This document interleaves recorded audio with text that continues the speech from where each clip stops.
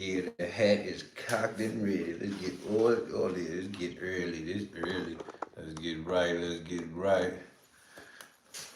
Let's get right. Let's get right. Let's get right. Let's get right. Let's get right. You already know what it is, man.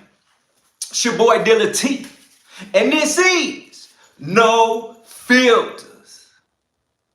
Always appreciate you hitting that like button for me, subscribing to the channel so you don't miss an episode, and sharing this with the world. And of course, family, when you come in, get comfortable. Get you something to eat, get you something to drink, get you something to smoke if that's what you do. Cause you see the title, fam. Woo! I see it ain't gonna never, can't stop, won't stop. Epstein, can't stop, won't stop. Bad file, can't stop, won't stop. This and that. Let's get into this here.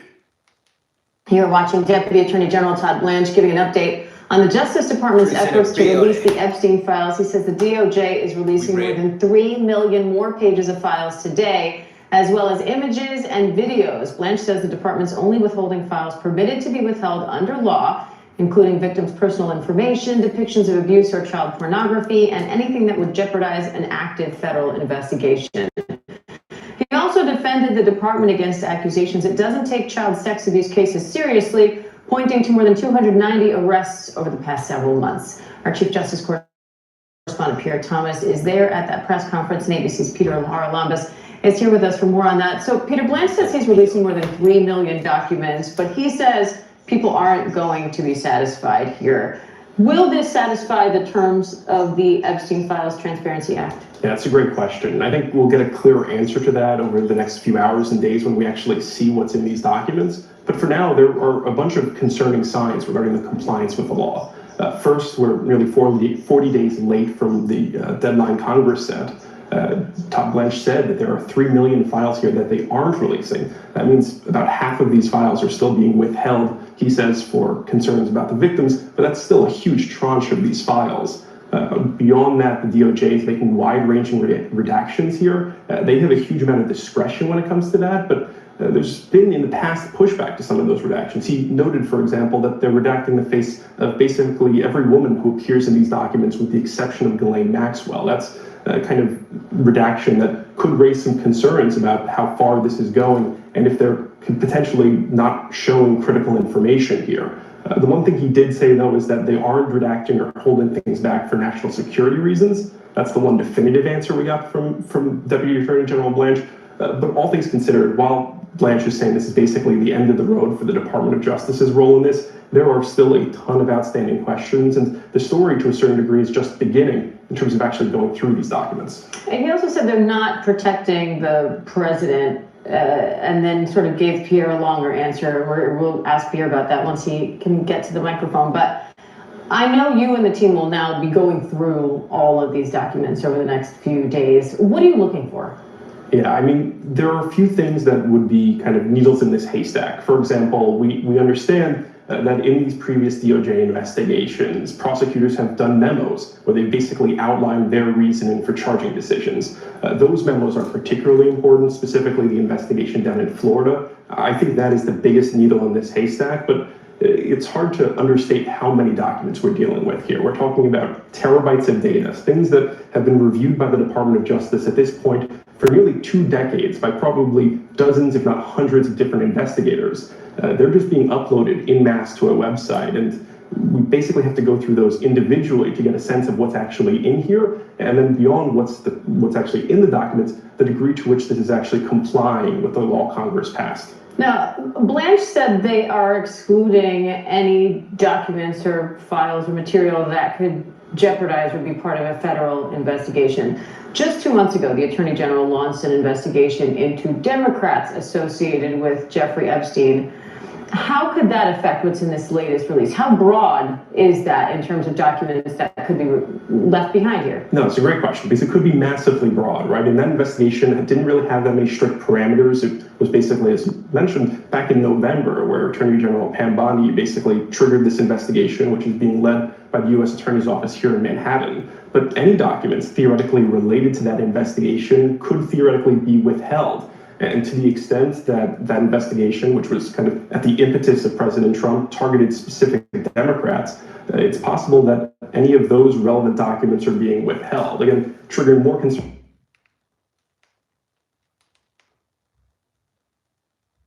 You know what the biggest lie in the creative world is? Is that exposure pays the bills. Spoiler, it doesn't. Donald Trump is panicking as an additional release of 3 million Epstein file documents has been absolutely devastating for him and his regime. Even despite the cover-up efforts by Trump and his DOJ, it is still devastating. Let me tell you what's gone down, and I'm going to read for you some of the most devastating documents that have been released. So the Trump DOJ earlier today, through Todd Blanche, Deputy Attorney General, said that they were going to release 3 million documents from the Epstein files. They said they collected 6 million documents from the Epstein files, but we're only going to release about 50% of it because they said that was the only group that was actually relevant. Let's be clear, that's highly suspect, highly suspicious. We should not believe anything that they are saying, and we should demand all of the documents be produced. But from this 3 million documents that have been produced, there is very, very damaging stuff to Donald Trump and his cabinet and people like Howard Lutnick and Elon Musk, and even the new person Donald Trump's appointed as the chairman of the Federal Reserve, who's listed in these new documents, and others. We'll go through that. Also, you should note that these survivors are absolutely livid right now. Despite the Trump DOJ saying it took so long for us to release these 3 million documents so we could find the most relevant and responsive documents and protect the survivors and protect the victims. Well, a lot of the documents that were released gave personal identifying information of these survivors and gave other information of these survivors and victims. And so the lawyer for these survivors and survivors themselves are absolutely livid. They're pissed that and they're re-traumatized that their names have been outed again in ways that could be very harmful to them. And also you're hearing from these survivors that they are extremely not trusting anything that this Trump DOJ is doing right now. They believe that this is just more of the cover-up by the Trump DOJ.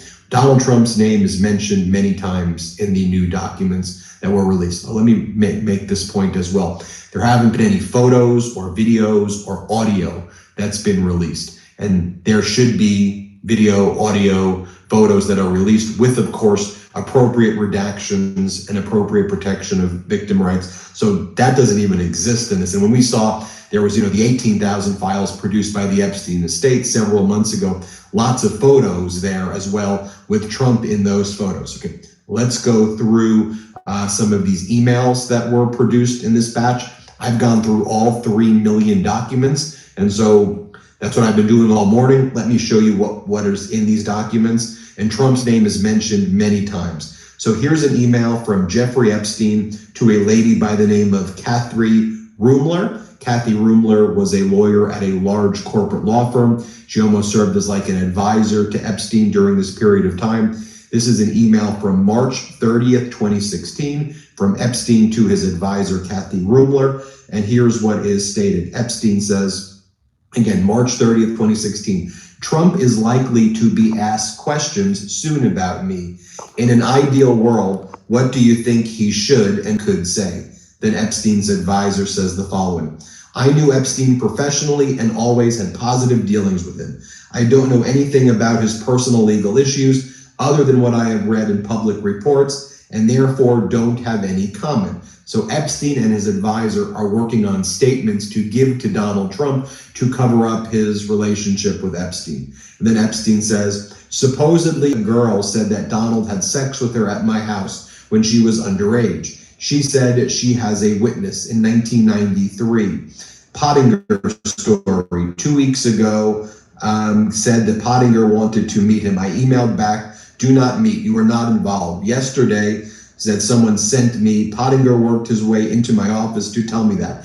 Very annoyed, I called and got his telling the above, that a girl in 1993 was saying that when she was underage, she said she was a witness. A girl said that Donald Trump had sex with her at my house when she was underage. Okay, that's in the documents. Underage girl saying sex with Donald Trump Epstein is mentioning that right here in a March of 2016 email.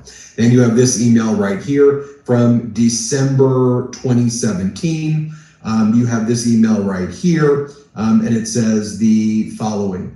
I'm okay, still waiting for a New York trip, taking the family to Dubai for the new year. I forgot to ask you, is there any new update about the Saudi project that I sent you? And then he's having a conversation here with a business partner. So Epstein had a business partner, and the business partner says, I'm at the door, but I will wait for my time. I don't want to come early to find Donald Trump at your house. Smiley face emoji. That's December 22nd, 2017.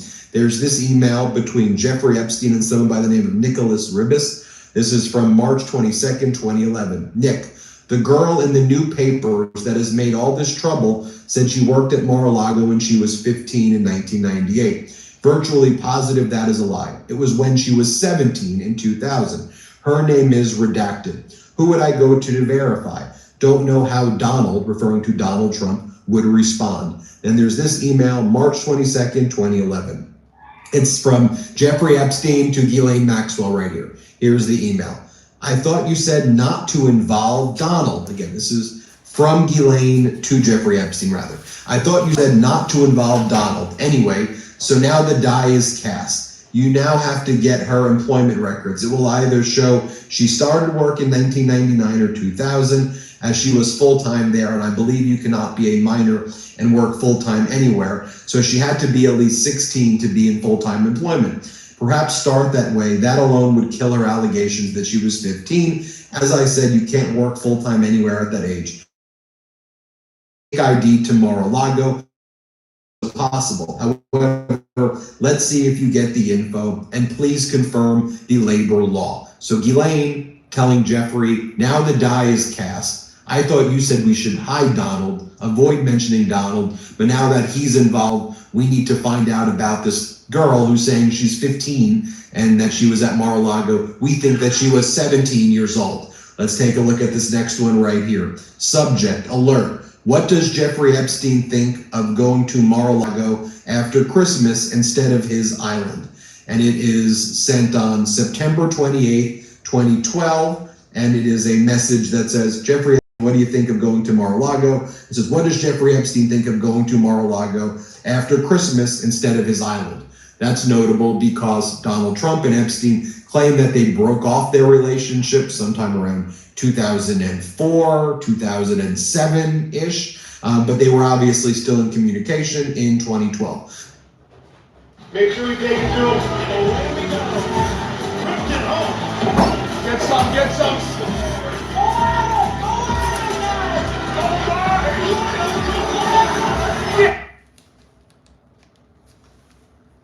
Disregarding their friendship or whatever twisted relationship they had. He also mentioned Gates allegedly asking him to delete some past communication.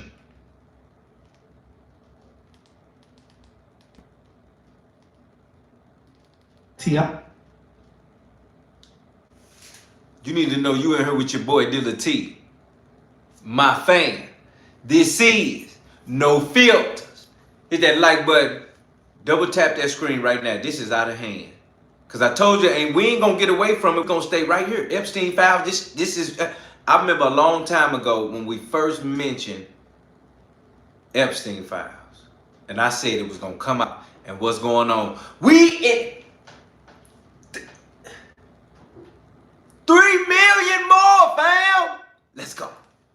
On January 30th, the Department of Justice released 3.5 million pages of unredacted Epstein files. After years of flukes and limited releases, they gave people just enough to have something to talk about. From the new drop, we see the usual suspects like Bill Gates and Prince Andrew, but buried in the FBI national threat logs are names that the people weren't expecting to see. Elon Musk, Jay-Z, and Pusha T. For years, the industry whispered about Jay-Z being just like Epstein. But this isn't a theory anymore. We have heard the industry whispers about the connections between the elite and the entertainment world. And now we're seeing the proof. Proof people can't simply deny. Reports from 1996 and 2007 that the feds kept in the dark for decades. Today we're breaking down the actual documents, but more importantly, we're asking the questions the mainstream media won't touch. Why are these names being served up as the ultimate sacrificial lambs? Tonight, the Justice Department releasing more than 3 million pages of documents related to convicted Jeffrey Epstein, President Trump's name referenced hundreds of times. It's an enormous trove of documents, and it includes references to some of the richest and most powerful people on the planet. That includes the current president, a former president, cabinet secretaries, a former prime minister, billionaires, and the list goes on and on and on. Including videos, photos, and email correspondences mentioning Elon Musk, former President Bill Clinton, Howard Lutnick, Bill Gates, and President Trump. Fortunately for Jay, they're saying it's in the Epstein Files. It's very embarrassing, this is very dark, and it's very grim. It's not just Jay-Z, they're also saying that King Push, all right? King Push, Pusha T himself is apparently in the Epstein Files too. I cannot believe what I'm saying. Do you think you're the devil himself? No, I do have a good mirror. It's a serious question. Do you think you're the devil himself? I don't know. Why would you say that? To understand why these names are just now hitting the surface, you have to understand how the elites play the game. Sacrifice a few guppies in order to protect the bigger fish. This is exactly what we're seeing right now. To understand all of this, it's important to know the difference between the Black Book and the FBI's NTOC logs. The Black Book was Epstein's personal phone book where all the crimes were documented. The NTOC logs, those are the reports from people calling into the FBI to report what they saw. For decades, the Department of Justice kept these investigative files hidden, but for a calculated reason that we will be getting into soon, they have decided to release these new files now. The reason they are releasing these NTOC logs now without hesitation is because this isn't considered factual evidence. They are saying these are just unverified reports people called in of suspected crimes, not actual proof of any of these crimes actually taking place. By releasing these unverified tips, the Department of Justice gives the media big names like Jay-Z to obsess over,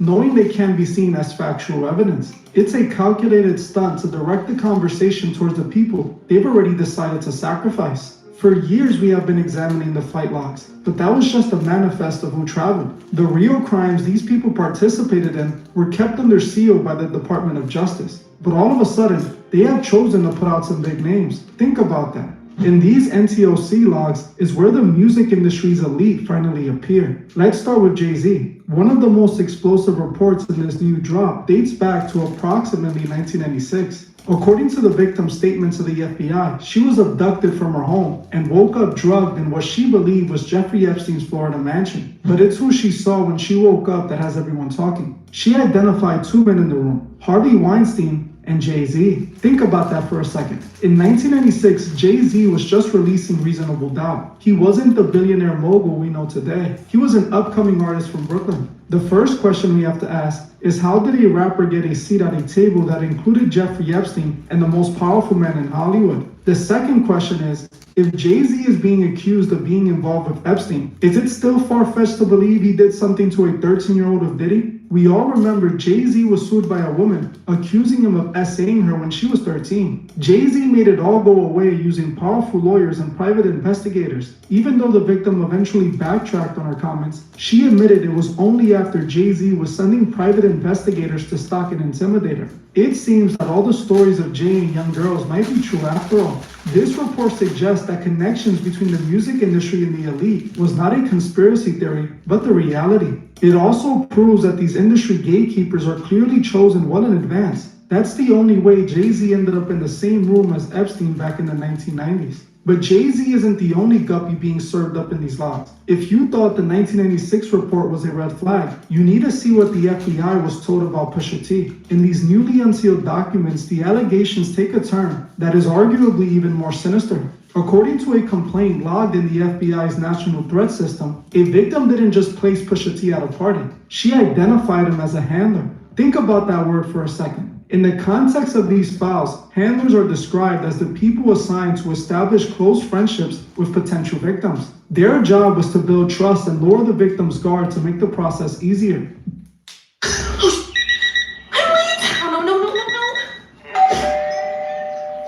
Julie, hey, the shower ended 30 minutes ago. My wife said, if you win, we'll fly to Asia. If I win, we'll fly to Paris. I bet you won't get toned with just Tai Chi walking before Christmas. Guess who won? My dad can't lose weight with Tai Chi, so it's The reports detail a party in 2007 where the victim claimed she was drugged, clouding her memory. She explicitly identifies Pusha T as one of the individuals who acted as a handler and was present when all the abuse took place. If these DOJ records are true, he isn't just another street rapper, he is a handler for the elite. This is how a rapper with a mediocre career ends up in the elite circles with Jay-Z and Kanye. All of this seems to confirm the link between the music industry and the elite. It's not just internet speculation anymore. Just like Jay-Z in '96, this 2007 report on Pusha T was kept under lock and key by the feds for nearly 2 decades. And just like the Jay-Z file, the Department of Justice is quick to remind us that these are just unverified tips. This brings us back to the fall guys. Why give the public names like Pusha T and Jay-Z? Well, because they are the perfect distraction. They are huge names in hip-hop and pop culture that would make the story viral. By letting the world obsess over whether a rapper was a handler in 2007, the people who actually funded the operation get to step back into the shadows. They're giving you just enough truth to keep you from looking at the bigger fish, all while still protecting the guppies in a way. Because these are just unverified reports, no criminal investigation is going to happen, and the celebrities get to deny it all. After a few months of talking about it, it will all go away, and they will go back to business as usual. This is clear evidence that Epstein was deeply engraved into the Hollywood system, and these celebrities are far more deeper involved than they want us to believe. If Jay-Z and Pusha T files are the distraction, then Gates and Musk are the sacrifice. This is where we move away from unverified hotline tips and into the FBI's digital archive, specifically Jeffrey Epstein's own email logs and draft folders. Unlike the music industry claims, which were external reports, these documents are internal. They show how Epstein viewed his relationship with the most powerful men in tech, Bill Gates and Elon Musk. And the picture it paints reveals the truth about these billionaires. Let's go into the Bill Gates files first. We have heard for years that Gates claimed he regretted his dinners with Epstein, but these new documents from July 2013 suggest a much darker reality. The Department of Justice released a series of draft emails where Epstein is essentially writing a script for blackmail. In one note, Epstein claims to have helped Gates secure drugs to deal with the consequences of encounters with Russian girls, essentially accusing Gates of having partaken in the island's offerings. But it goes deeper. The files mention a plan to covertly provide antibiotics to Gates' then wife, Melinda, to cover up an alleged STI.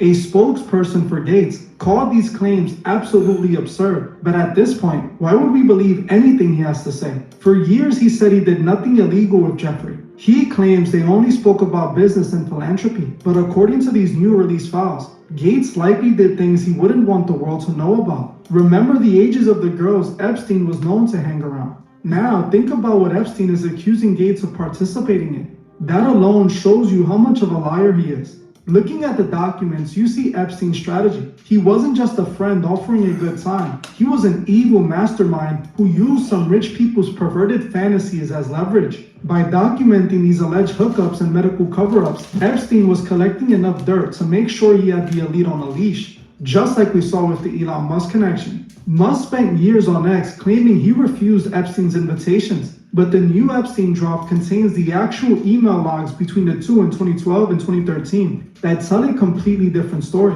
In November 2012, Epstein emails Musk asking how many seats he needs for a helicopter to his island. Musk doesn't say no. He replies, "Probably just Tallulah and me. What day and night will be the wildest party on your island?" Fast forward to December 2013, and Musk is emailing Epstein once again asking, "Is there a good time to visit?" They even settled on a date, January 2nd. While there's no definitive proof in this specific file that Elon ever made it onto the island, the emails prove that the refusal Musk claimed for years was actually an attempt to erase history. He wasn't avoiding Epstein, he was looking for the wildest party. Think about that. At this point in time, Epstein was already a convicted PDF file. He was known for running around with young girls. Why would someone like Elon Musk want to party with him? Well, if you know anything about Elon, then you know he likes massages almost as much as Epstein. In fact, some of you might recall, he was sued by a former flight attendant who worked at SpaceX for just that reason. The flight attendant alleged that during a flight to London in 2016, Musk asked her to his private cabin for a full-body massage.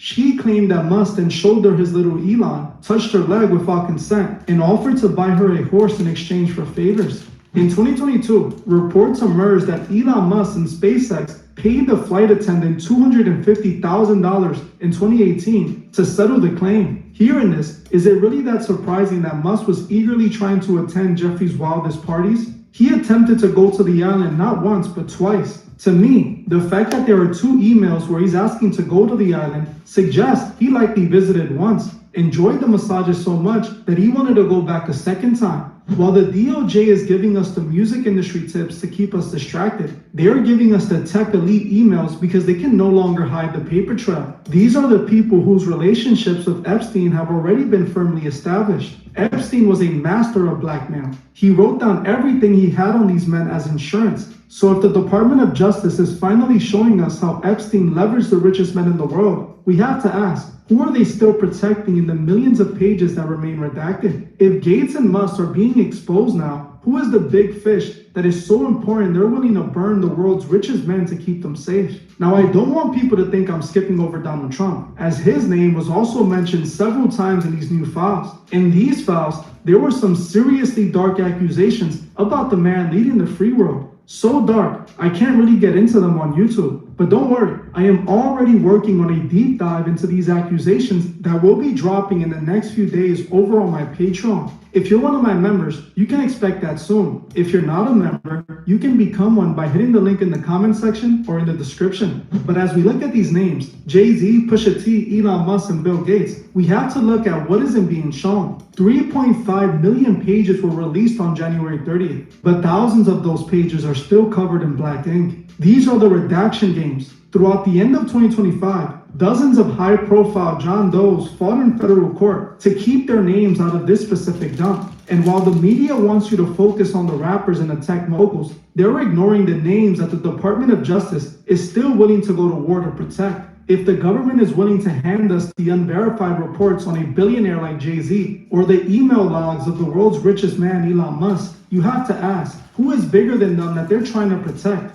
This is the sacrificial lamb technique. In any massive scandal, the system eventually reaches a breaking point where it can no longer hide everything. When that happens, the architects of the system choose who to throw overboard to satisfy the public's hunger for the truth. They give the people some names to direct their anger and disgust towards, while the worst of them all get away with it. By serving up the music industry and the tech elite, the Department of Justice creates a mission accomplished moment. They give you just enough evidence to feel like the investigation is fully moving forward, while the politicians, the intelligent assets, and the true architects of Epstein's operation remain safely hidden behind those black bars of redaction and the other cover-up methods. The truth is, the 2026 Epstein Files aren't a victory for transparency. They're a masterclass in narrative control. They gave us the names we already suspected, so we stopped looking for the names of the worst monsters of them all. Jay-Z and Pusha T might be in the logs, Musk and Gates might be in the emails,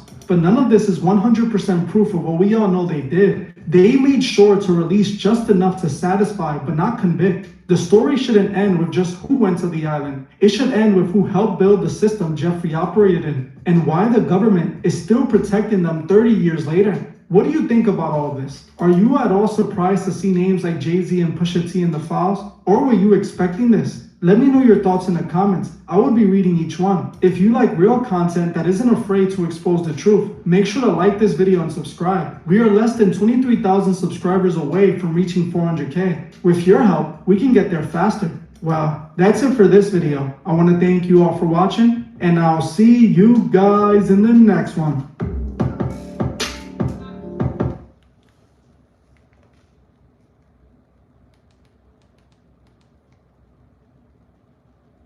I was this close to signing the HELOC paperwork. I dug deeper, and here's what I learned before I signed. Let me break it down.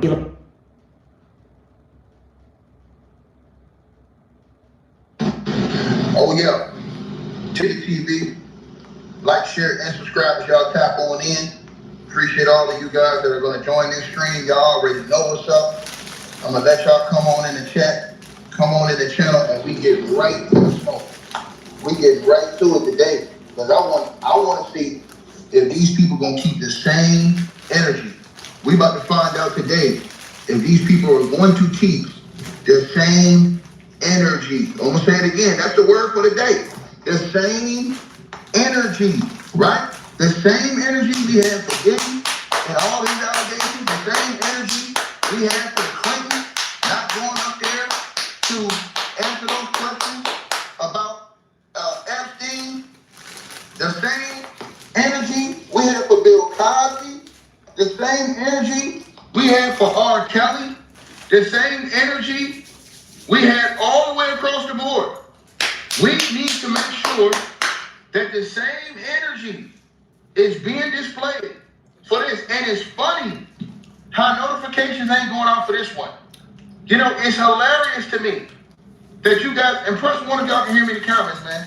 It's hilarious how the notifications are not going out for this one right here, man. This one right here is the worst of the worst. And this dude needs to be impeached immediately. He needs to be arrested, locked up, and the key thrown away if these allegations are true. I'm telling you this right now. But I think it's over. You have so many people accusing this guy of different things. At what point in time do you say, you know what, man? Something ain't right about this cat. It's over with. Something ain't right about this cat. At what point in time do people have morals, ethics, honor, dignity, respect, self-worth, and things like that? Now, I need everybody that's in here, that's watching this video, come on in here, pull on up, and I'm finna let y'all know what's going on because Trump is over. And I've seen people with D.L. Hewlett talk about this the other week in the interview with DJ Vlad. They said, oh, he's gonna sue D.L. Hewlett for what he said. Obviously, D.L. Hewlett got tipped on what was in those files. D.L. Hewlett knew somebody up high for what was in these files. And I need everybody to smash the like button and share this video because everybody hit the like button right now. Thousands of people watching this video. Ain't that interesting to y'all? You got the president of the United States of America, Donald J. Trump, with allegations of R-wording a 13, you know what. That's right. That's right. Once again, see, all these dudes and all these people are weirdos in my opinion. I don't respect any of them across the board. But I just need to know if people gonna keep the same, because when I read out these allegations against the current president of the United States of America, bro, I'm gonna tell you something. If you're a parent and you don't feel away about it, something wrong with you. If you're a decent human being and you don't feel away about this, something is wrong with you. If you don't want justice, something is wrong with you. See, I'm telling y'all this right here, right now. So today, in the newest released files of Epstein, they released 3 million new documents today, right? Today, right? And remember they said that all of the devilish details I told y'all, the girl said was in the civil cases, not in those actual files. But now the allegations are coming out. So now, Donald J. Trump, the president of the United States of America, y'all smash the like button, he has been accused of R-wording a 13-year-old. The anonymous woman, right? Details. She alleges that President Donald J. Trump and Jeffrey Epstein R-worded her at 4 underage ex-parties held at Epstein's Manhattan residence in the summer of 1994. She stated that she was lured to the party with promises of money and modeling opportunities. According to the lawsuit, Trump had sexual contact with her multiple times, including one instance where he allegedly tied her to a bed and forcibly R-worded her, right, despite her pleas to stop. She claimed that President Trump struck her.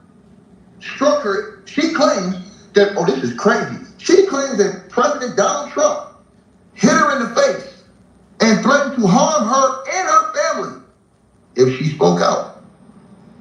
Epstein was also accused of similar acts of R-word and abuse.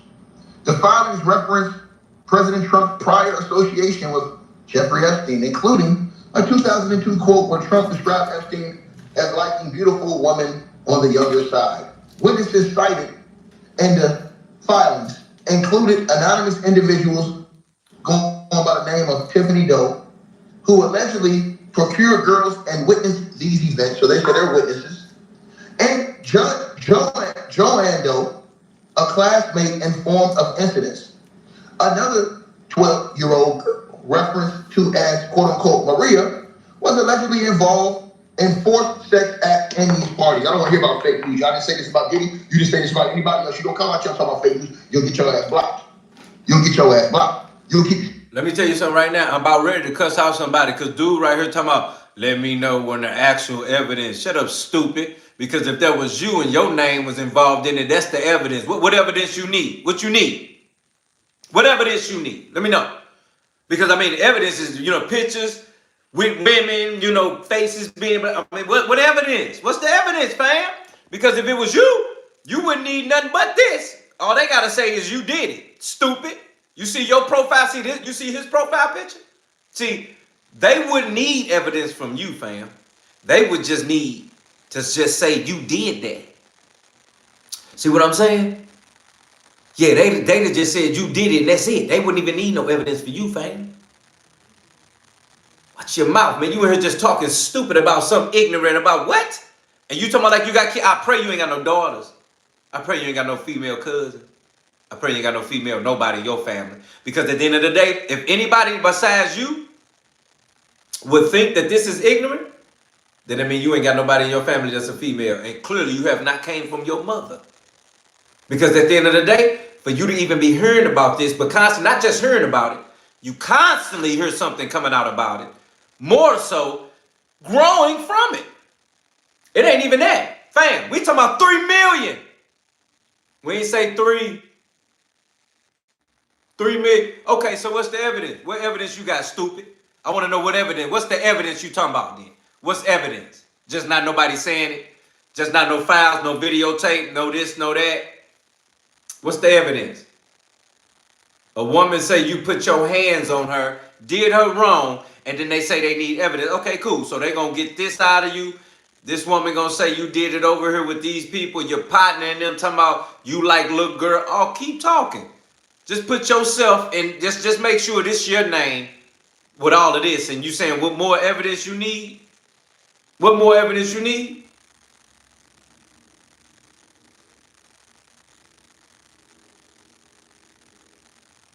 True.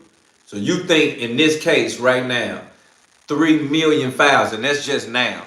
You don't think 3 million plus another, how many million it already came out? How much more lies you think all of the women that's lying from that? First of all, right quick, this man had an underage pageant.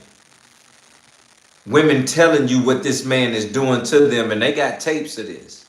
So what you talking about evidence, fam? They got tapes.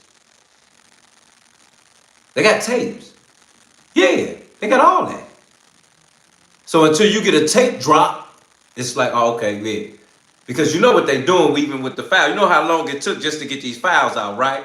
So you would sound like that you don't think there's no foolery that's going on with releasing files, because if everything was just straight up and down, like take it for instance, you. If you, no tapes of him doing anything illegal, if so, how show it? Okay, cool. And that's what we're fighting to do. Because you know how long it took just for women to say this, and not just 1, 2, 3. If this was you, black man, it'll only take one woman for you, and you would be buried under the ground. But see, these is, this boy sounds so terrible. This is decade of women saying the same thing. Like Diddy. Like you sound like with Diddy. You know, that you heard everything with Diddy until you seen the tape of him beating up Cassie in the hotel, right? You was one of them? I'm sure you was one of them. You had to be, fam. Oh, we gonna cook tonight. Hit that like button right now. Oh, we gonna cook for real. Because you get a duck every now and again that come in and just be like, oh, you know, just show evidence. And that's fine and that's right, because I'm a man. I'm a black man at that. I know one woman can just say something and just, I'm buried. But you saying decades of years of women from all around the globe? Talking about him and his distinguished people? So what you were talking about, one breath, you saying females said he did it, then say females lie. One breath, females lie, females said he did it. Not one, a billion of them at this point. So when we're talking about that, one woman can say what they want. But when you start getting multiple, then you get years, then you get decades stupid, you start sounding stupid yourself, because then you start making it seem like, oh, you wouldn't believe that? Duck. At that point, you would think like, oh no, it is a billion. It's close to 1 million women that's just out here. And if it ain't 1 million, keep going down. It's more than 100. And that's sad, because you, black man, 100 women talking about you put your hands on them, your picture with them, you putting black boxes over women's faces, you got something to hide. Yeah, you got something to hide. You got something to hide. You take for instance, you in pictures with all these women, you got something to hide. Years later, after he became president, all them the same pictures that he had when he had it. So why would they put black boxes over women's faces? Think about that for a second. Why would they be putting black boxes over women's faces if you have nothing to hide? And just so you know, this evidence is dated from years back. So we know that this is a distraction because nobody's going to get accused, charged, or anything. But it's just funny because this right here makes us have to have a discussion, because you can get a duck in here, but then also you can get a real person that really believe this. And then they sound stupid because it don't take much for you to get behind bars for a woman saying that you put your hands on them. Okay, same pictures with them adults, right? When? Then or even now? Because those that were women that was down there, they not showing them pictures, fam. And they not redacting all of them files. And if you think about it, do you know how many files you talking about? See, you talking like you know what you talking about. And that makes you look bad. Because you talking like you know who you talking about or what you talking about. And that makes you look bad. Real bad right now. That makes you look bad, fam. It really do. Because at the same time, you backing or feeling like you supporting somebody that ain't got your back or wouldn't have your best interest and would do your little sister dirty. That's what you talking about right now. So never forget, when you're speaking like this, you need to understand. This man already had a history before he became president. And you need to understand, when you become president, your whole life is on the line. And your whole life is put into the streets. Hit that like button, double tap that screen. Let's go. Same energy you had for Bill Cosby. You can get the same energy you had for Robert Kelly. Tyler Perry. You'll get the same energy we got for Bill Clinton, Hillary Clinton. We're going to get the same energy that we got when we talked about the situations and the accusations against Joe Biden. We're going to get the same energy all the way across the board. If you don't, I'm going to block your ass. Point blank period. Point blank period. See, y'all don't care about people. Y'all worship a man. Y'all don't care about people. That's the problem with y'all right now. Legal proceedings. So basically, right now this is all coming out, right? All of it's coming out, and now all on TMZ. Then also, he has been accused, right?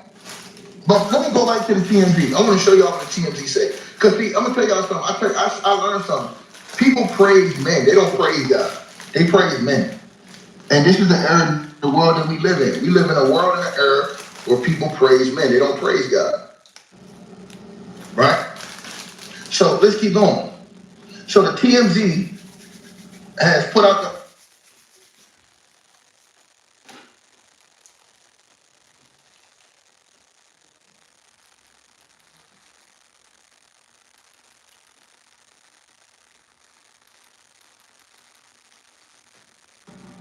My bad, you guys. Somebody called me. Somebody called me. I told y'all smash the like button as y'all come on in. Somebody called me about this and told me about this entire situation. You guys, y'all come on in, man. Y'all come on in. So, that's my bad, you guys. My bad. Y'all smash the like button if y'all come on in here. Share the video, like the video. Now, that wasn't them. I got a phone call. Right? So, it's in the paperwork, and I'm going to put this on the screen, you guys.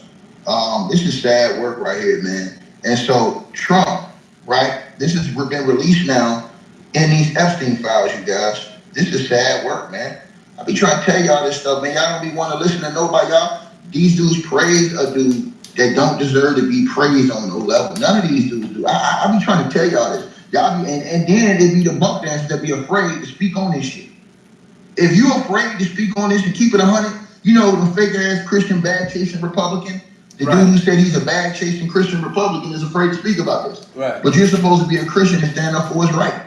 Right. But y'all afraid to speak out against the wiles and the devils and the demons and the accusations about it in the world. You will ignore this type of allegations, turn a blind eye. Brock. Where are we living? Brock. Hold on, you guys. Brock over there turning a blind eye. Hold on a second. Cause that's what he doing.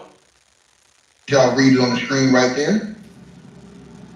See what I'm saying? Y'all, like I said before, man, you know, hey, once again, man. So according to TMZ, in the latest Epstein files, 3 million files are released today. The latest document release has accused the President Donald J. Trump, right? An underage, you know what, claims that he forced, right? The girl claims that he forced her to perform oral on him 35 years ago in New Jersey. This is all in the files that have been hidden from the public. The allegation is from a document in the files that describe. Hit that like button. Double tap that screen, subscribe right now. It's free. It don't even matter. Now trip off this. That was 35 years ago. When this first came out, this was 35 years ago. So whoever was, is you hearing me, Brock? Whoever was in charge 35 years ago, fam, could have seen this, did whatever they wanted to do with it, thrown it whatever they threw it at, and went on about their business. You understand that? That's what we're talking about here. We ain't talking about no situation like, oh, he became president, so now everybody want to look at it. No, we're talking about powerful billionaires, cajillionaires, zillionaires, people that can't be faded, can't be touched. And you talking about, oh my God, this just came up because we bored. No, fam, we talking about years ago. And even when that happened years ago, I was thinking that, and I'm going to be real with you, homie. I was thinking like, okay, hold on. The situation happened. Somebody called police. Somebody says, hey, this person did this to me. Or people say, hey, this person did something to my people. Right? In that moment,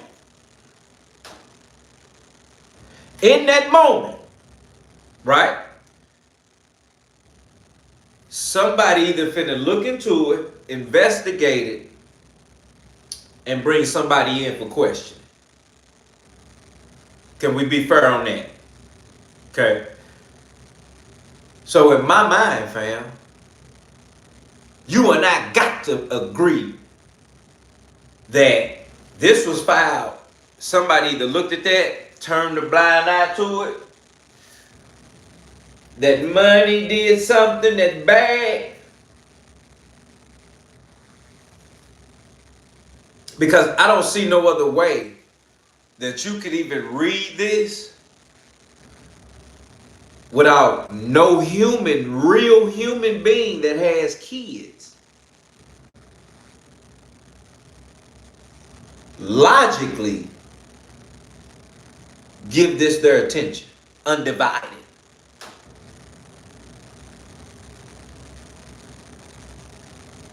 So at the end of the day, we can agree to disagree, my brother. But at the end of the day, that type of right there makes no sense. Because again, you don't get this. Your little sister, your mama, your cousin, they filing this complaint right here.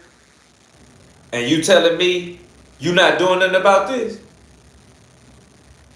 Oh man, that's good duck. See, that's when you know it's a duck in her. That's when you know it's a duck in her. Because that type of quack they quacking with right there, Chris, it's like that makes no sense. Because you can't tell me that a human or any woman in here right now, no filters, you out your mind, could make this complaint. And yet we don't see some activity of a response from this. Period. Period. Point blank.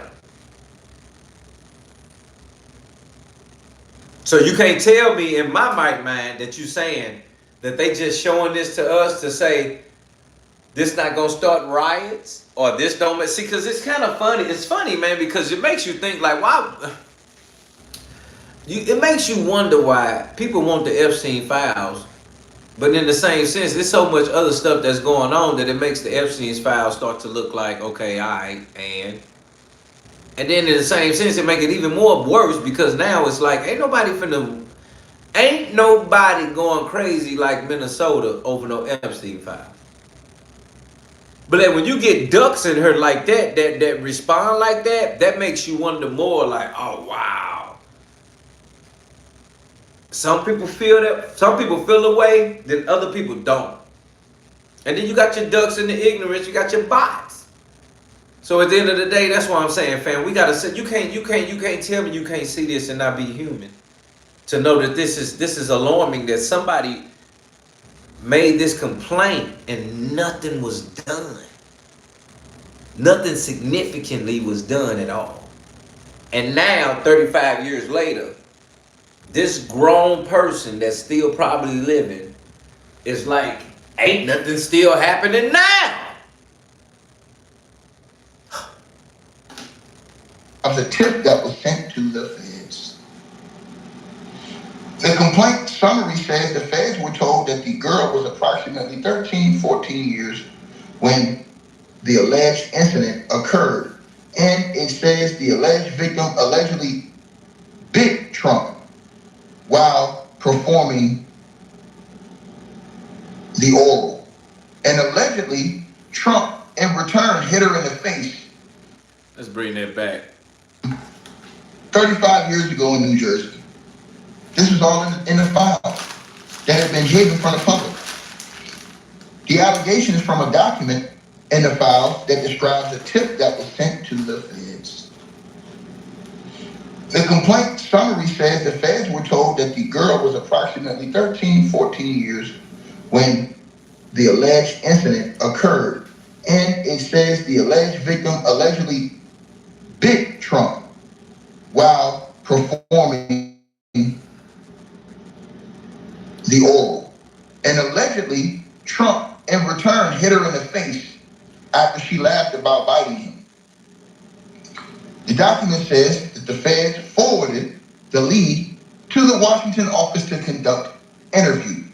Another allegation which the feds deemed, think about this, the feds are now saying he didn't deem this credible, is one from a female who claimed that she was a victim and witness to sex trafficking ring at the Donald Trump golf course in Rancho Palos Verdes, California, between 95 and 96, involving big ORGY parties with young girls, older Victoria's Secret models, and celebrities like Donald Trump, former President Bill Clinton, and Robin Leach.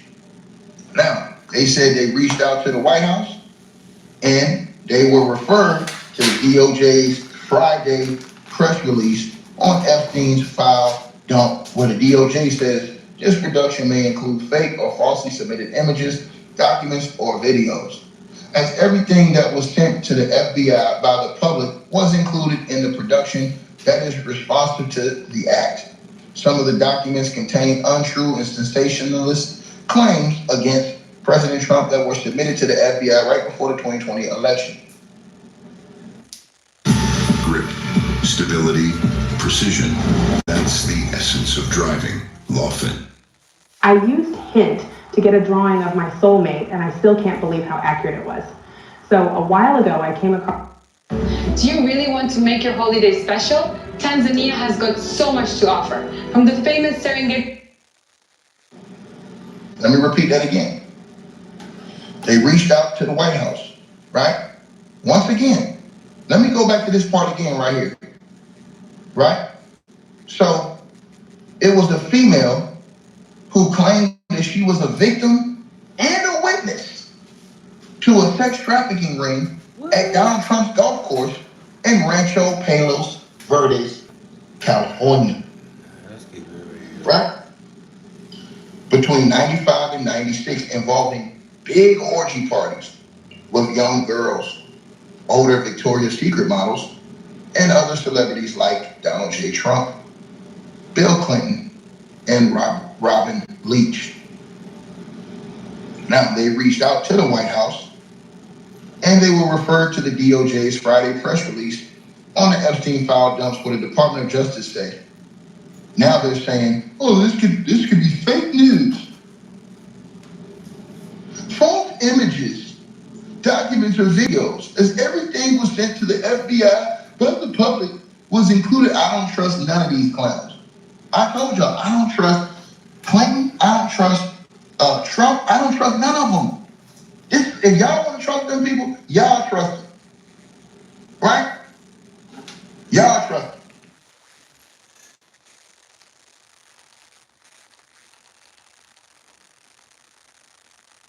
Children until you feel that demon rewards you, and I stand against you. Yeah, this is how I feel about these people. They are satanic, right and left at the top.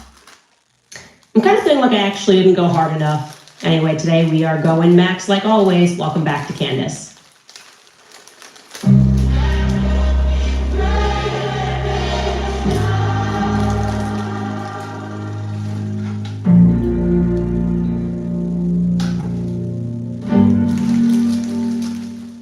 Start with the obligatory question. Are we still talking about the Epstein files? Are we still talking about those Epstein files? Yes, actually, we are, Trump. We are, man.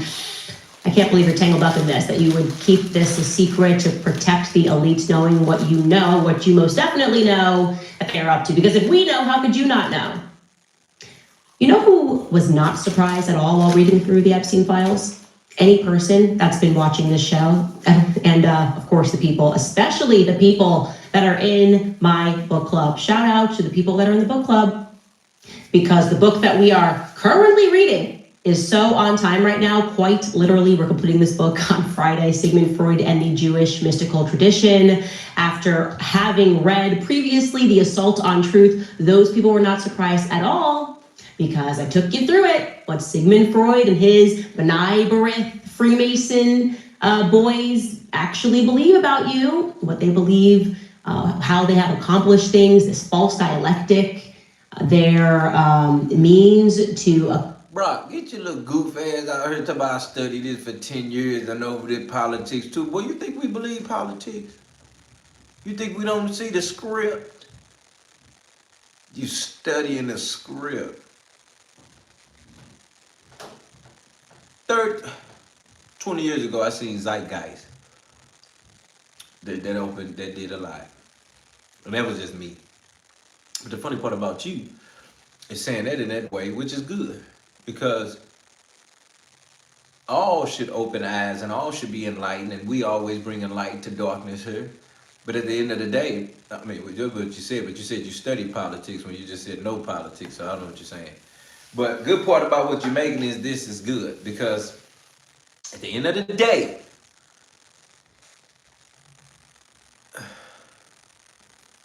naive ain't gonna get you nowhere. And then the funny part is when you studying something that you know how they present it.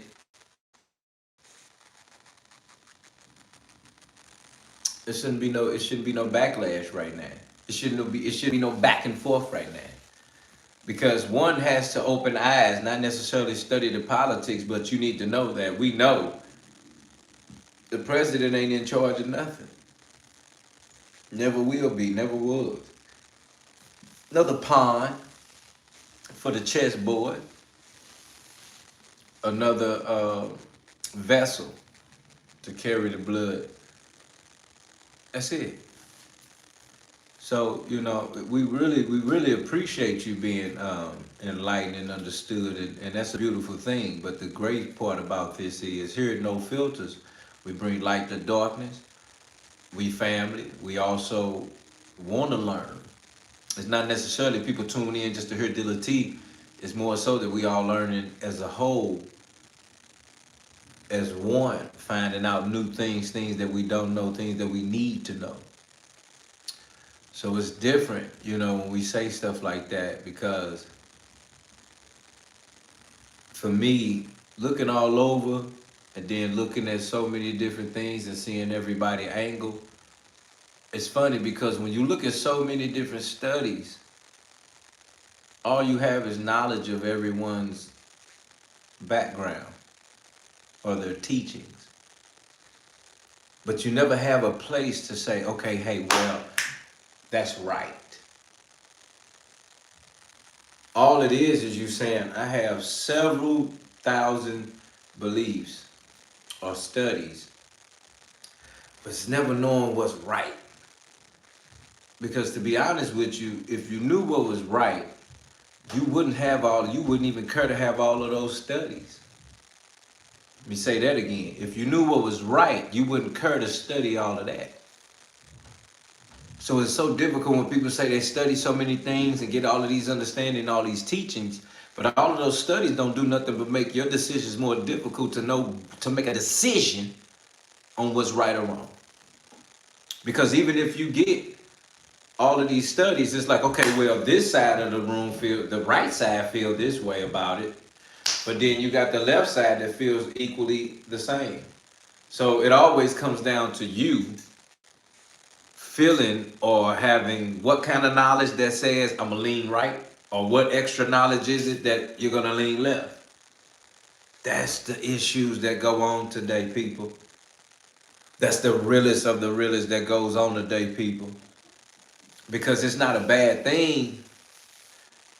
I'm not saying it's a bad thing to have knowledge. Knowledge is power.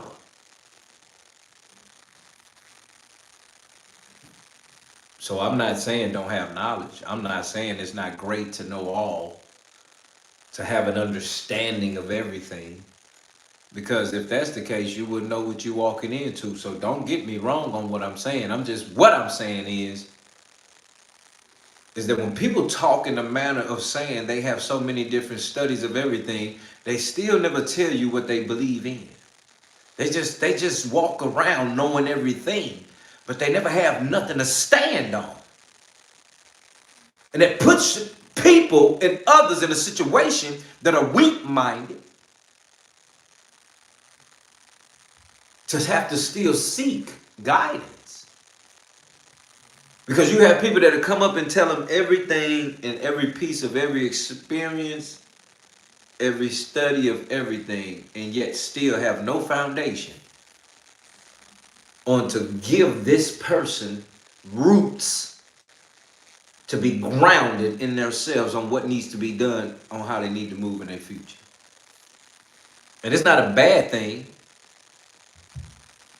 Beautiful thing you just said, Brock. That man Brock just said, I believe in Jesus Christ and pray his will be done. That's the best thing you could ever say in here, No Filters.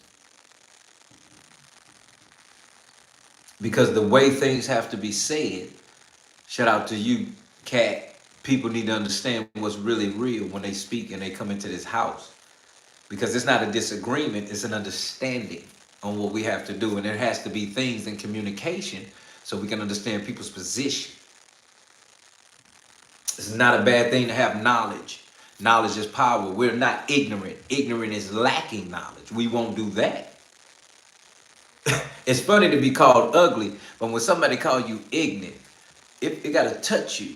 It almost really has to touch you to be called ignorant than yet be just called ugly. You can call me, I'd rather you call me ugly than ignorant. Because I'm going to have to, you hear me? I'd rather you call me ugly than ignorant. So I feel you, Brock, because but see, it's a beautiful thing. Because it's people that don't have knowledge. And we're talking about what type of knowledge. Because there's a fight today that people don't understand the knowledge they need to get through this fight today. You feel me? We talking about spiritual warfare. So you understand that when you're talking about believing in Jesus Christ and pray that God's will be done in people's lives and on earth as it is in heaven and all of that. That's a beautiful thing to be said. Rodney says ignorant means you're just not aware. Means no disrespect. Means no disrespect. You've been taught wrong. My brother, I didn't say nothing. Listen, brother. Ignorant is lacking knowledge, period. I never said it was disrespect. I just said I feel some type of way. Rodney, don't tell me I've been taught wrong. I know what I'm talking about. I'm just telling you my personal experience, me, how I feel. If I'm called ignorant, it's disrespectful to me. Ignorant is not a disrespectful term, but to lack knowledge, you walking around as a dumb person in the world.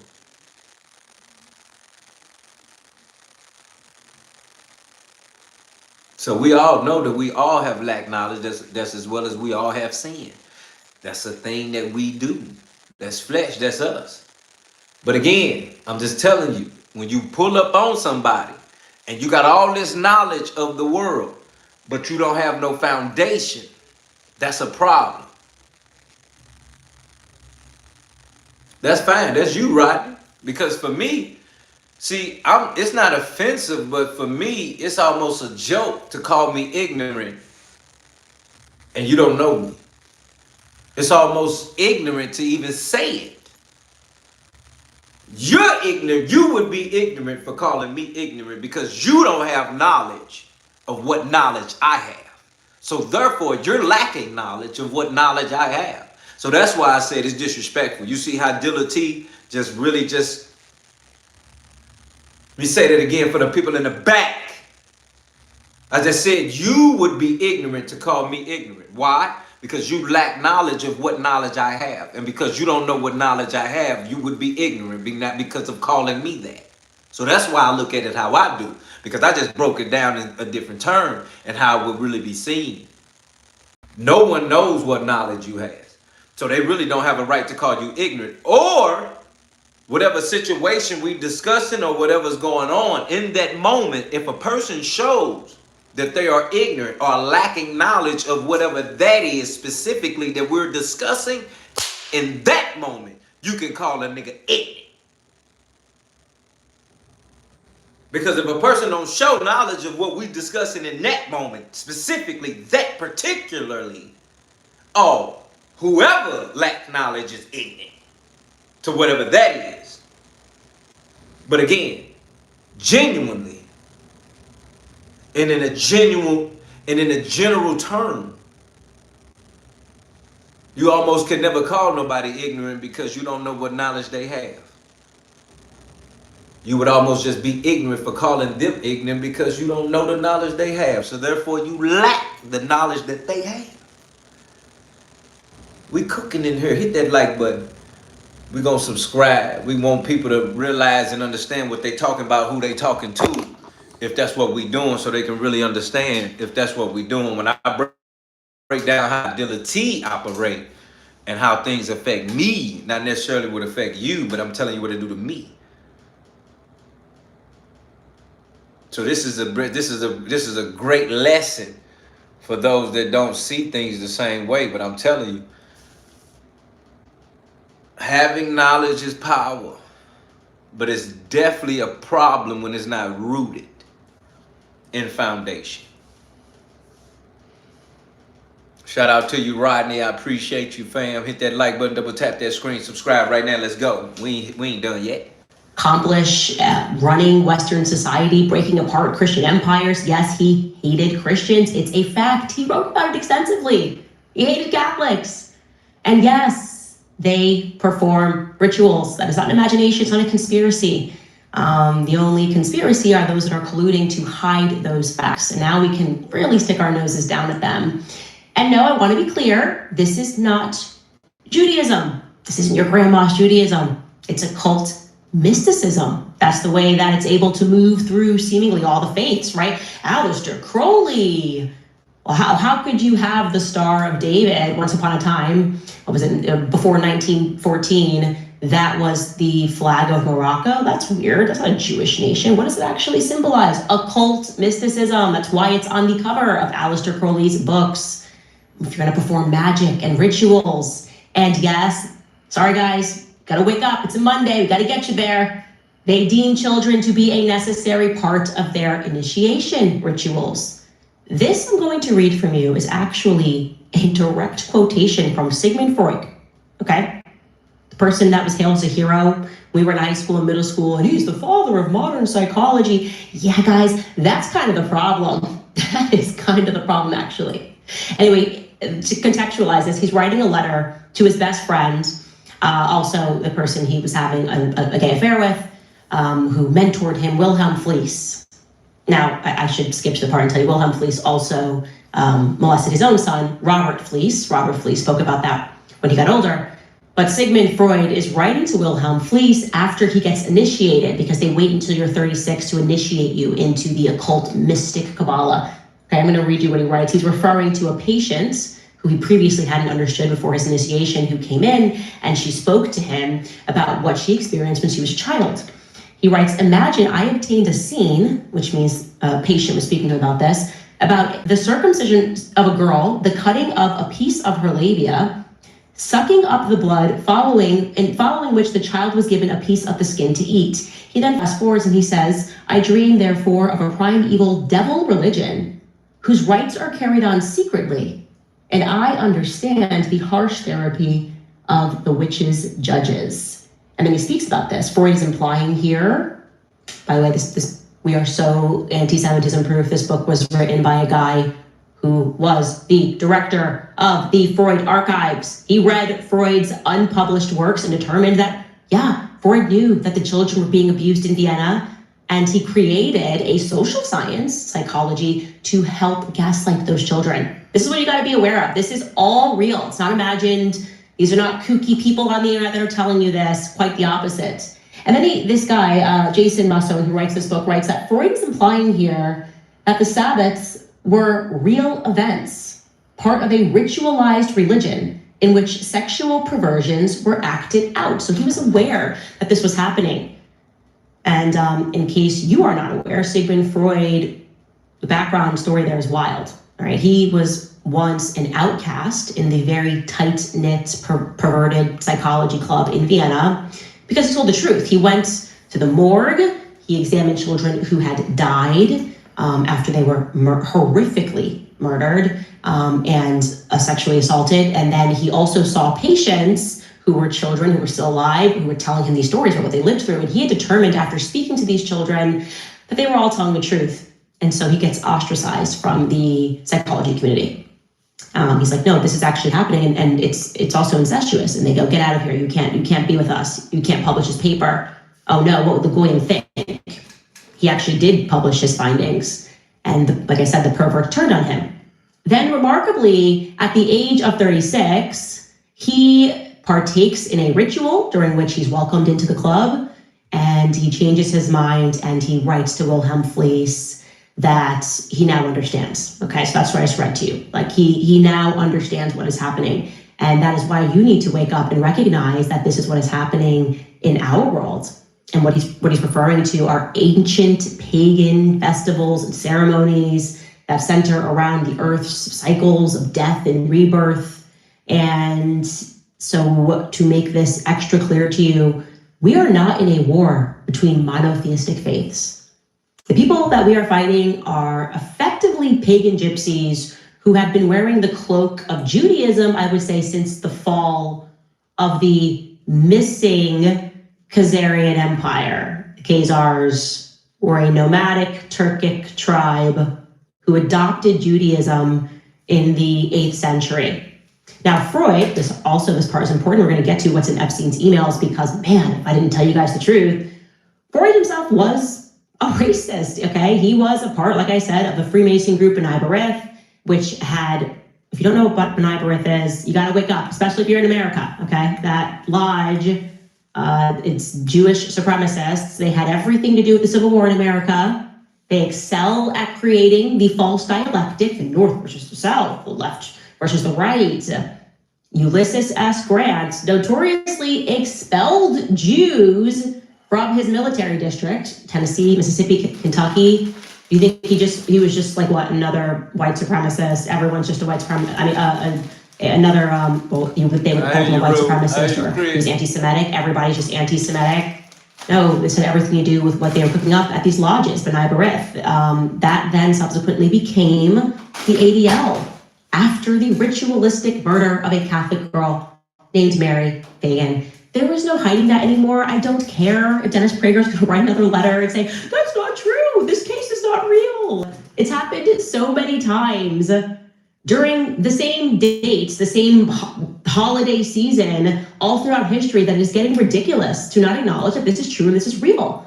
And the Epstein Files create an opportunity for us to discuss this, to hear the way they speak about us behind closed doors, exactly how Sigmund Freud spoke. It's racist, right? I want to make it clear that this is, for them, a religious philosophy, a racist perspective that we are goyim, meaning cattle, that are meant to be herded and ruled over. I said it at the end of last year. I said this is how I am being treated because I don't listen to them. Hence their psychotic, obsessive, and frankly, their evil manner in which they have confronted me simply trying to move on in my life after realizing I don't want to work for Zionist psychopaths. I just don't want to do that if that's cool. To them, that's akin to a buck that won't break. How dare you? They feel as maybe you or I would feel if an animal beat us at a game of chess. That's what it feels like when Candace is just like, peace, I'm out, and her life is not subsequently ruined and over. And they will keep publishing things and calling me names. Everything she's saying is an anti-Semitic conspiracy until the emails drop. And Jeffrey Epstein, who worked on behalf of the Rothschilds, according to him, wrote that in an email, the Rothschilds, who credit themselves with having created which nation state? Oh, right, Israel. Israel, the same nation state that is having a bunch of women say that they were ritualistically abused in a forest by rabbis. That's happening in the Knesset right now, that nation state, saying that they were 3-4 years old when this happened. He's saying, those are my bosses, the Rothschilds. And here is a brief, but by no means an extensive coverage video that was put together by, I assume this guy must be Goy, right? Goy? See, Goy, TikToker, contrarian, put this together. Take a listen. Israel is mentioned twice as much as Donald Trump in the new documents. Here he is discussing with Roger Schenck, a Jewish American academic and hedge fund worker, saying Jews create vast fortunes by manipulating markets and creating financial speculation and exploiting labor.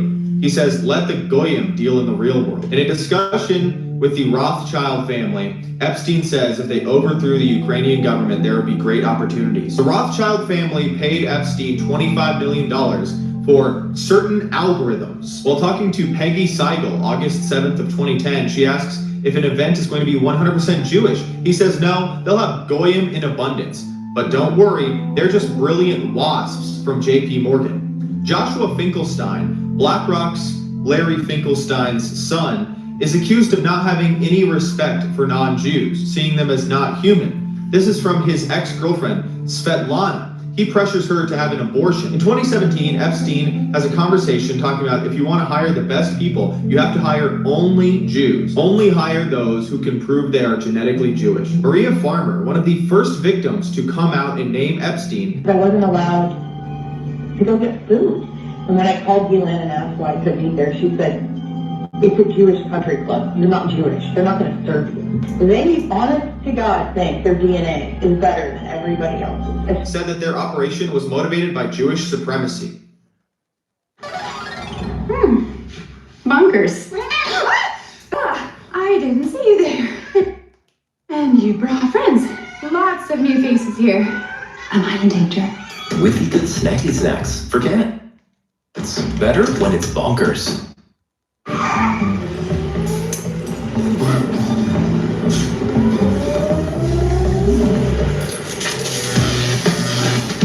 Get to the finish line faster with Jim Butler Fast Pass, the new way to buy a car. Nearly home. Who done it?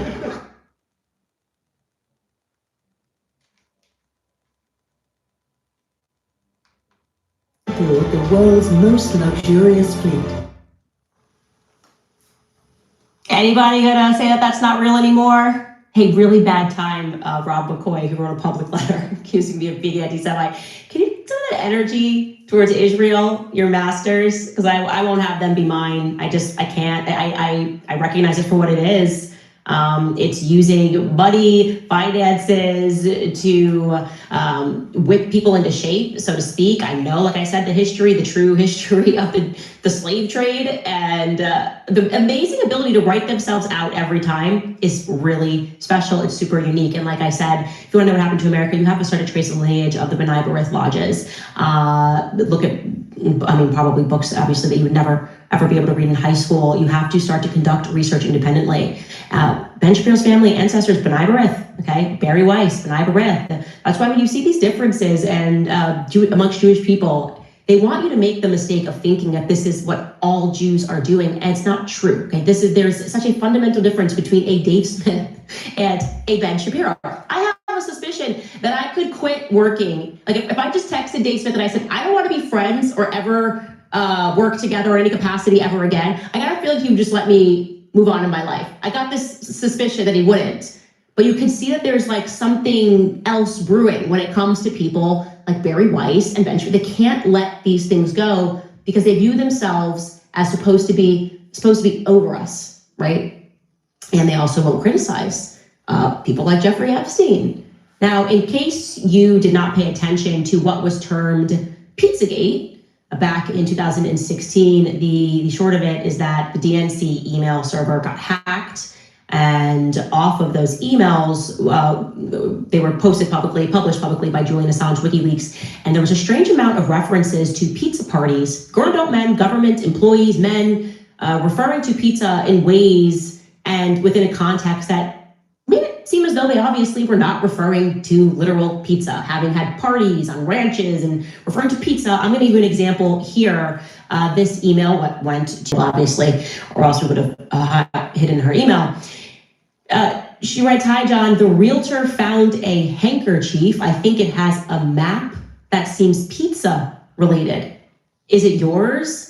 They can send it if you want. I know you're busy, so feel free not to respond if it's not yours or you don't want it. Also, weird specific orders of pizza and hot dogs." That was the beginning of that entire scandal that they tried to downplay and pretend that it was crazy. Well, I should let you know the FBI has already formally acknowledged that pizza is used as a code word amongst pedophiles. So that's not an illusion, that's real.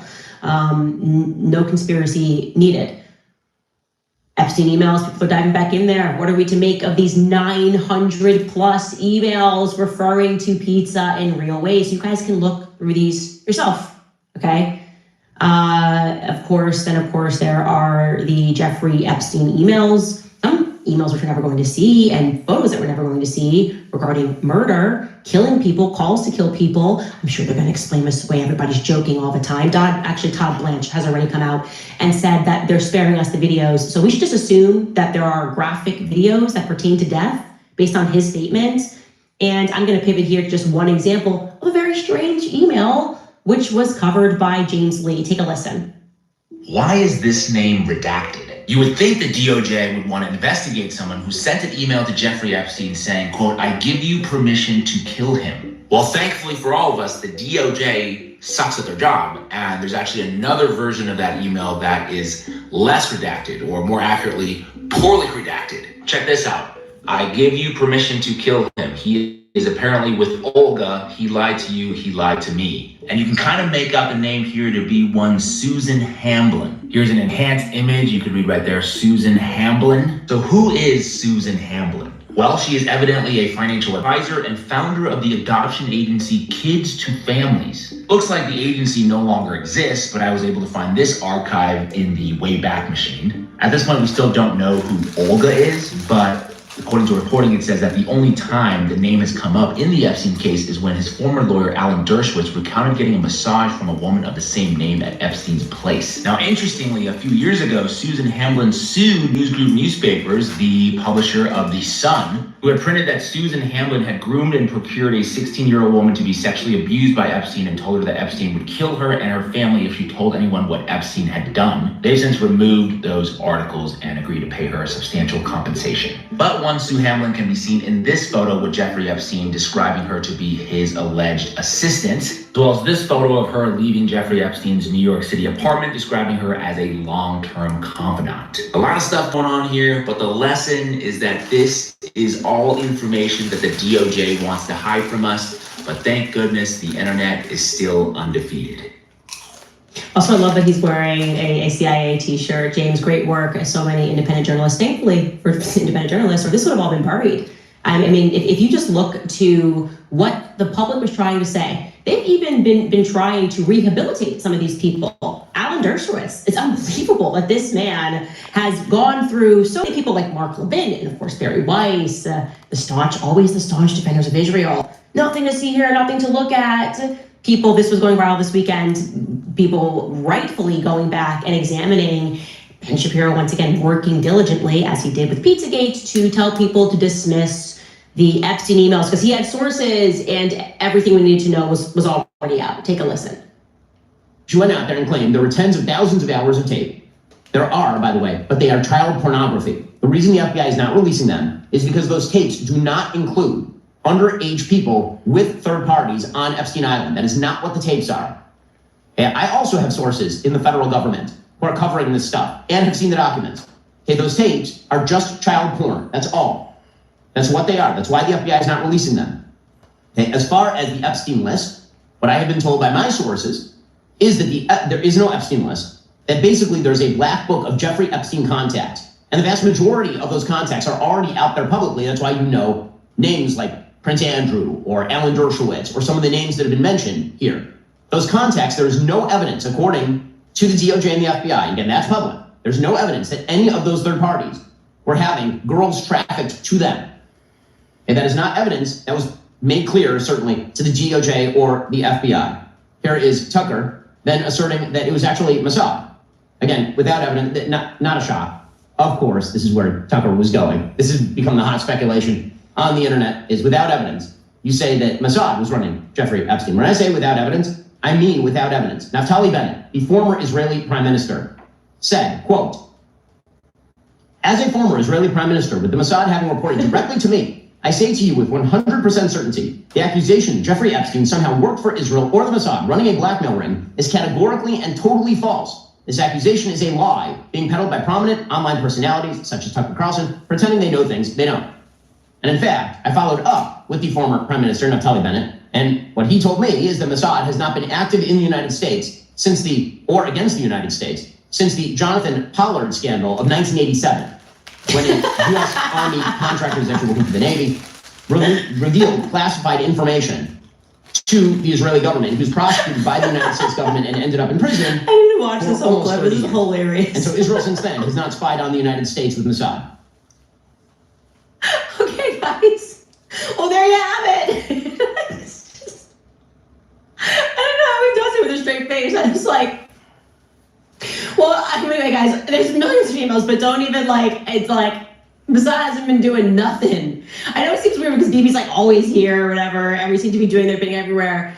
But the Mossad just said in 19 days, they were like, I'm a chill. And they haven't done a single thing here at all. I know it might look that way. Miriam Adel said, she doesn't even know their name. She doesn't know who they are, actually.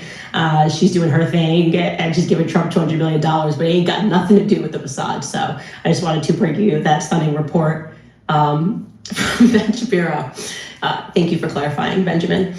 Nicki Minaj also went off in a series of tweets after it was revealed that Jay-Z was mentioned in one of the emails. Now, I'm going to wait for a little more information regarding this email because I don't want to be first to publish, because they are now saying that some of these emails came in later when people were allowed to then just flood the FBI with reports. that might not be right either. So just give me some more time to look into it. But the point is Jay-Z was mentioned here, and it was in the context of being with Harvey Weinstein, watching somebody be assaulted. I'll definitely have more for you guys. And basically a bunch of people rightfully unfollowed Jay-Z. I have not been a Jay-Z fan for a very long time. It is very obvious. He sold us out to the feds. He's clearly working for the feds. I have always believed that the individual that came forward and was honest about what was happening with Diddy and Cass and talking about how the feds do deal with rappers, they give them tons of money and then they move drugs in. That just felt like the correct thing, like my assumption when it came to Jay-Z was obviously what he was involved in. And so, yeah, Nicki Minaj had a lot to say because she feels vindicated in many ways about speaking about how the hip hop industry works, that you have to get involved with a lot of this stuff. And if you don't, they will essentially blackball you. And you know what? Ye has spoken about how you get blackballed in the industry. He was obviously too sleepy, never got to those tweets that he was going to author because he was very tired and he did a nap, but he was about to let loose on a bunch of people who were doing the blackballing. And I do very much believe that Jay-Z is a part of that. That, like I said, feels to me like common sense. And I think more will come out and people are unfollowing him. Anyways, here's what Nicki Minaj had to say. She wrote, "Your favorite artist has been practicing rituals in a satanic cult where they take babies from other countries and mutilate and kill them as a form of blood sacrifice to their god. You see, when your master is Satan, you must constantly shed blood. However, the jig is up." And yeah, she's not the first person in Hollywood to say that. I mean, every time we show you things, even when we showed you the CERN activity that was happening, which somebody caught on tape, they just came out and were like, "Oh, we were just faking. That was just like fun. That's what scientists do. They dress up in the middle of the night and pretend to stab women before a statue of Shiva." That's kind of what they told us about CERN. I just don't know how much could be in our face anymore. Okay, real quick. Hit that like button. Double tap the screen. Double tap the screen. Just double tap the screen. Everybody right now, just take your finger off your hand and your arm, from your elbow, from your shoulder, from your back, and just come up and just double tap the screen. You feel? Just double tap the screen, man. Easy work, man. Just easy. Tell you what's going on, Nicki Minaj. So, remember that lawsuit Nicki Minaj had with the security guard that her baby daddy ended up beating him up because he didn't protect her at the concert? She lost her mansion and some money, right? So damn, boom. She hooks up with Trump and them, right? That's when you see her start rocking with Erica Kurt and she do that interview in front of all of them people. Bam. So clearly she was trying to get her money back by getting down with them. But the point is this, her sacrifice was her fan base. Didn't know that, did you? So when she signed up with them, sold her life for the situation, she had to secure the bag because, again, she gave up her mansion and money. So she had to secure the bag. And who better to do that with? The president of the United States. Don't even matter. So she secured the bag with the president, get with Erica Kurt. That's why y'all start seeing all that retardedness all of a sudden. And now, because you know she was in tour with Jay-Z before this even happened like that. Now she can actually go to Trump and be like, you know what, too? Just like 50 Cent. Hey, Trump, yeah, you know, I got this op over here, Jay-Z, and I got a list of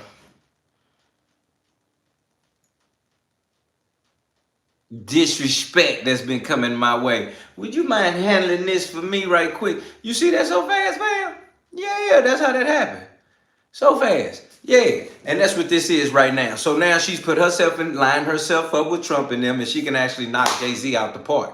Just like Diddy just got knocked part after 50 Cent because Diddy disrespected 50 Cent baby mama. If you didn't know, now you know. That's why 50 Cent energy is different. 50 Cent is on Diddy because Diddy disrespected 50 Cent baby mama at one of his parties, and he drugged her up and got her all toe up and all of that. Diddy heard about it. 50 Cent heard about it, and he been on his neck. But before that, 50 Cent and Jay-Z and P. Diddy was trying to keep 50 Cent out of New York, period. That's why 50 Cent had to go to West Coast and sign with Aftermath, Slim Shady Records with Eminem and Dr. Dre. Word, but it had to happen. So now you understand things that be going on that you don't be knowing. So you will hear about something and be like, wow, but why? And then when you find out what's really going on, it puts more sense to everything. So that's the big deal about Nikki getting into that situation, and she had to do something to get that money back. Think about it, man. She got what? That's a mansion. They took her mansion and millions, and all she really had to do was just pay that man $50 million. But she was like, nah, whatever. And then they came for her mansion and more money. So that's the big deal about that. That's why she signed up with Trump, and she sacrificed her fan base for that. So you got to understand, anytime something need to be done, there's going to be some sacrifices made, and that's her sacrifice. Not offing somebody, you just off your fan base.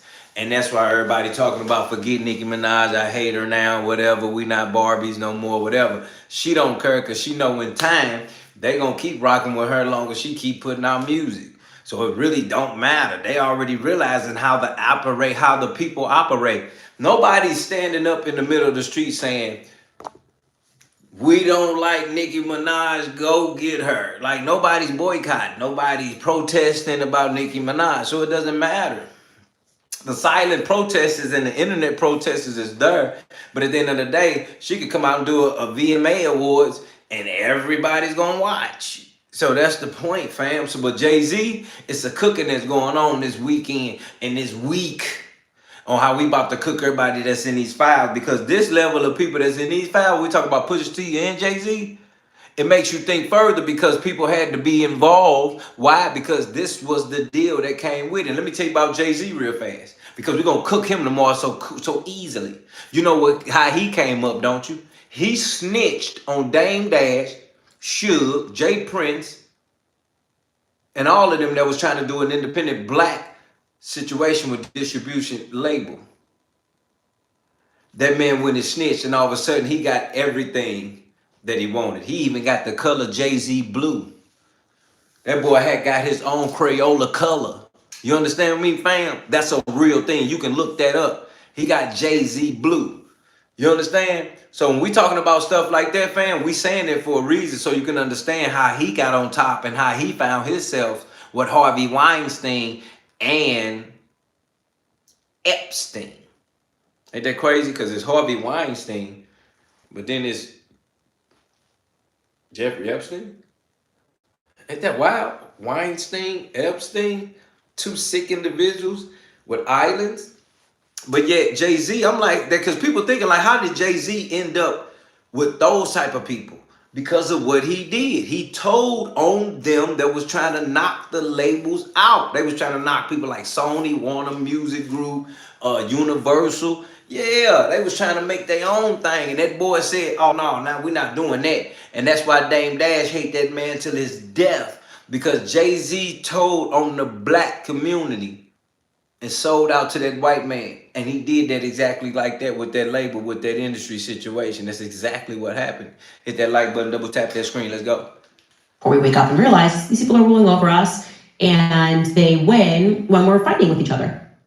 That's just reality. I really don't see how you can have a ton of success in Hollywood and not be in the club, because Hollywood was founded upon this. Hollywood Babylon, we spoke to you about this.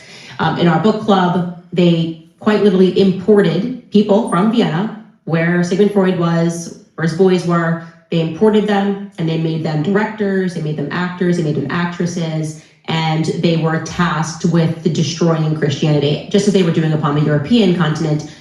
I don't have time to tell you guys about World War II. Just assume that everything that they told you is incorrect and upside down. They're lying about what happened yesterday. They sure as hell are not telling us the truth about what happened during World War II. And I just don't really care what you call me. It's time for everyone to wake up. And we're not getting all these files. Obviously, they are protecting a ton of people. The fact that you can't find like the Adelsons in here is completely ridiculous. The people that are still in power, like they're active agents in America today, are all being protected, which is why it was super interesting to see them sort of throw Peter Thiel under the bus. That was interesting.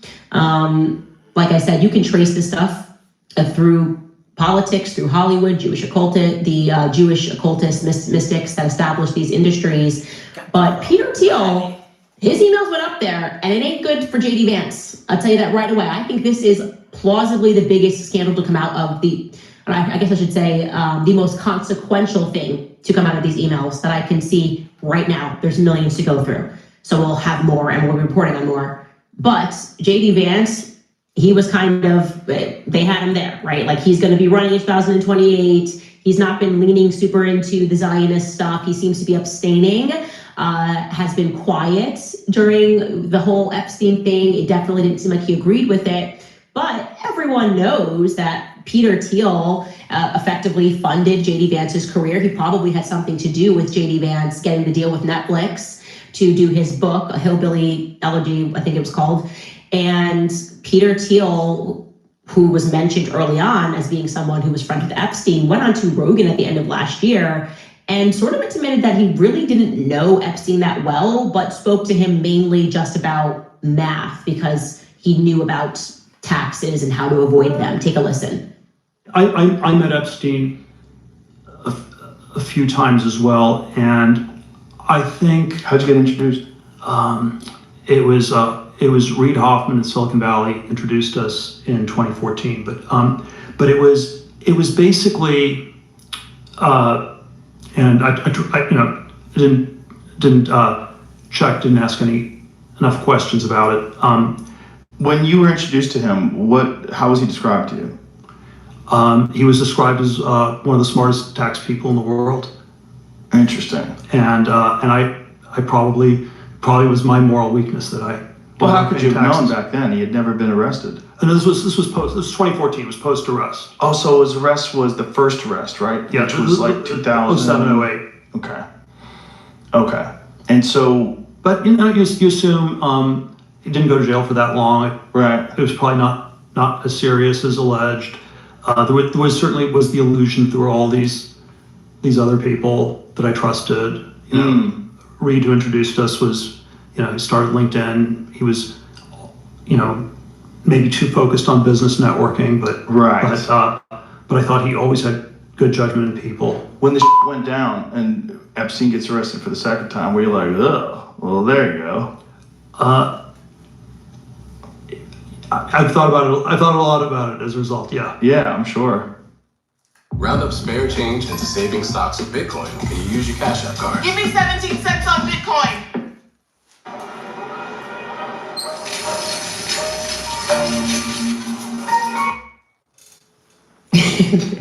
And thought about it, he did, because he was emailing Jeffrey Epstein a lot, meeting up with him a lot. Definitely sounds like they were very close, inviting him to the island. Basically, this guy's going to be here from Europe. Also, you should come this weekend. They were together all throughout New York, constantly messaging each other. It is not a good look. There is no question these two were friends. And I do not accept that the person who's effectively spying on all of us, you got to deal with the military through Palantir, by the way, should be clear. He also, Palantir boys were put onto Fort Huachuca Air Base in July. We'll get into that later. And now we're supposed to believe that he just I couldn't look in any further. I had no context to figure out what Epstein was accused of. And I decided to still be friends with him, despite all the allegations, despite him admitting to what he did, right? He caught a plea deal via Acosta, who was told to leave Epstein alone. If Acosta is to be believed, that's the reason why he had to basically give him a slap on the wrist. So we're supposed to believe Peter Thiel, with all of his resources, just went, trust me, bro, I'm not buying it. And this is now a major problem for JD Vance. It is. Just, there's no other way to say it. JD Vance is going to have to answer for this. This is not going to be something he can wiggle around. And I don't think he is going to make a statement on Peter Thiel. I think that's going to be interesting. That is going to be very interesting, the implications of that. But also interesting that they threw Peter Thiel under the bus. Because they're protecting the other homies. Like I said, I expect the Kushners to be in here. Obviously, his connections to the Mossad. I mean, there's a little bit. He's setting up meetings, Bibi Netanyahu, who rocks all over it. He's writing emails and making kind of some jokes, which suggest about Robert Maxwell and things of that nature. But they clean this up majorly. I also expected to see some other names, which would bring us a little closer to solving the Charlie Kirk murder, in my opinion. So we're getting something. We're not getting anywhere near everything. And that's why Thomas Massey is demanding for there to be more of a release. And also these should be unredacted. If you're talking about murdering people, we should be allowed to see that. We should be able to see exactly who is sending all of these emails when you're speaking about children and the things that you are doing to children in ritualistic acts. Anyways, the next thing I want to say, interestingly enough, is that last week on Thursday, the timing of this is incredible, but Andrew Colbert and alleged Mikey McCoy and his wife went down to meet with the White House, and they wanted the public to think that they were in Arizona. They ran this interview with Kash Patel on Charlie Kirk's show, which is supposed to be live every day. You can fake a live, you can make it a pre-record, but it's interesting that they were actually meeting with top brass at the White House. I'm looking for details about what that meeting was about, because I just need to know. There's a lot about pageantry in these emails. It seems like Jeffrey Epstein was practically picking these girls to win pageants. There's obviously a lot about his real estate empire, and they have conveniently redacted the names of some of these beauty queens, which I find to be a little bit suspicious. With what I know about Jeffrey Epstein and the way that he was moving with Jean-Luc Brunel and going to these industries like Victoria's Secret, like Miss Universe, and I think that that's how Trump is caught up into it and is also being rinsed out of these files. They were trafficking through these organizations. We know this for a fact, modeling organizations like M Model Management with Jean-Luc Brunel. And so I'm gonna need that all redacted. I want to know who are all these pageant queens that he was speaking to. He was asking to see portfolios of women virtually at all of the schools in New York. He was basically running New York City. Yeah, I want to know everything. Which brings me to Erica Kirk, of course, because she made it clear that she first and foremost wants Shady Vance in the White House. That was kind of a bizarre push at AmFest right away. And we have been working to verify her Fort Huachuca alibi. We're having some major problems. More about that when we get back from a quick sponsor break. All right, you guys, thanks to you, last year Preborn helped rescue over 80,000 babies, and today you can help save even more. Every single day, thousands of women hear the same devastating lie that abortion is their only option, that they're alone, and that there's no hope. But everything changes the moment a mother in crisis walks into a Preborn Network clinic and sees her baby on an ultrasound. That one moment doubles her chance of choosing life. So it's not just an image on a screen, it's actually hearing her baby's heartbeat, maybe even for the very first time. And in that moment, she suddenly realizes that life is growing inside of her. And it's not a problem that needs to be solved, it's actually a life that needs to be protected. Let's be there for her in that beautiful moment with love, prayer, and support. For just $28, you can provide one life-saving ultrasound, and $140 provides 5 ultrasounds and 5 chances for life. This year, let's make it the biggest baby-saving year in history. Take a stand, be bold, speak for those who cannot speak for themselves. To donate, dial #250 and say the keyword baby, or visit preborn.com/Candace. Again, that's preborn.com/Candace. Also remind you guys about NEME Skincare. You know I love them. One of the reasons I have stayed with them is that it makes consistency really easy. There's so much noise around skincare, new launches, new routines, new promises, and most of it just encourages people to keep switching. I don't think that helps anyone in the long run. I stick with NEME because it's clean, simple, and it's built for long-term use. January is already overwhelming for a lot of people because your skin is dealing with the cold air and the dry heat. Your schedule is probably packed and everything feels louder than usual. That's not the time to complicate things. It's a time to stay consistent. NEME Skincare is made here in America and built around that same idea of discipline over trends. So make NEME your friend in skincare. Visit NEMEskincare.com today. Make sure to use my code Candace10 at checkout to save an additional 10% off your order. That's NIMIskincare.com. Do you guys ever wonder why Hillary Clinton in those WikiLeaks emails was asking a few days before we invaded Iraq? She was trying to locate Gilgamesh's tomb. I don't know if you guys read the Epic of Gilgamesh. I certainly did when I was at university. Effectively, it has been long suspected that Gilgamesh was actually Nimrod in the Bible, okay? So think of the Tower of Babel. We can build society. We're greater than God. Why would Hillary Clinton be looking for that tomb in Iraq? That's where Gilgamesh is featured, in Iraq, present-day Iraq.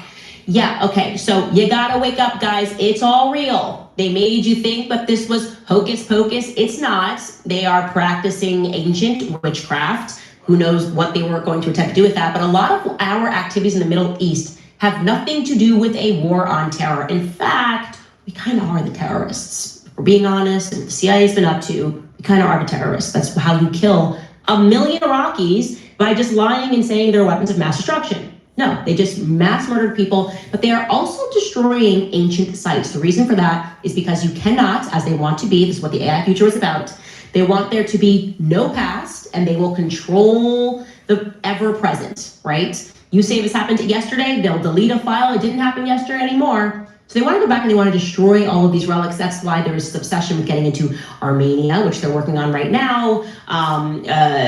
Iraq, Iran, that's exactly what I think. Iran is another place where there's so much history. But they have not been successful in destroying the ancient temples, which show you that the Star of David, it was never associated with Judaism. Jews, please wake up. The Kiddush cup, that is the traditional symbol of Judaism. It even says this on Wikipedia, that this did not emerge until the 17th century, right? 1666 was when that guy who was a mystic declared himself to be the Messiah. And they adopted this symbol because it's actually from Solomon's seal, to the people that believed that Solomon's ring held power. And I want to show you this because they have done a very good job of destroying a lot of these relics of these Baal temples, but they have not done a complete job. They are making sacrifices to Baal. That is the sacrifice that these pagans are making, with constant bloodshed of children. Now, I want to show you this. I don't know if you have pulled this in yet, Skylar. Some of these relics, like in Baalbek, Lebanon. Dog grooming genius here, and I live for operational excellence. Cute makeovers? I say shop in sync. Checkouts? Flawless. From game day crowds world.